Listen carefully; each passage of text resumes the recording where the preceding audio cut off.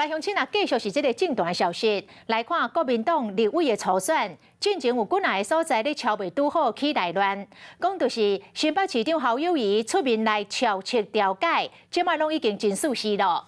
结果互民进党来警惕讲，侯友宜是新敲王，都惨。 有超王外号的前立法院长王金平，嘛来配合着侯友宜调解敲切的功力，愿意甲超王这个外号让予侯友宜。侯友宜是轻松来面对，讲上重要的是大家合作面对挑战。另外，新北市议会早起来质询，民进党团是火力十足，一直来进攻着国家认同的议题，来质问着侯友宜，台湾是毋是主权的国家？ 侯友宜嘛，面这个硬起来了，再一次来强调讲，依照着宪法，中华民国绝对是独立的国家。国民党总统人选的热门人物新北市长侯友宜连续超好四组党内初选前立法院长王金平伫昨接受访问时讲，超王要让好侯友宜。接受这个称号吗？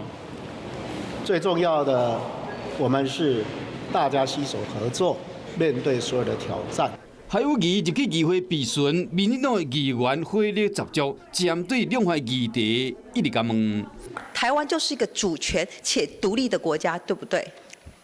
没有错啊，中华民国宪法讲得非常的清楚啊。是不是独立的国家？当然，台湾中华民国是一个主权独立的国家。所以你也肯定台湾是一个主权而且独立的国家。中华民国市长，坚持依照宪法叫公名，另外党内总统提名竞争人选鸿海创办人郭台铭，嘛拢拍中华民国牌，阴暗拍算要甲党内立委食饭。侯友宜反映各界拢真关心。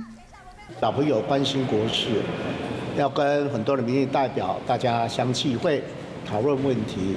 我觉得大家都是一起来面对所有的问题。 郭台铭积极拍陆战，加立委请教，侯友宜即是协调党内初选展现家母的关度。虽然拍拼争取提名，有一个共识就是袂当破坏团结。华视新闻看起来，赶快订阅我们的华视新闻 YouTube 频道，欢迎按赞、订阅、开启小铃铛，最新最及时的资讯要提供给你。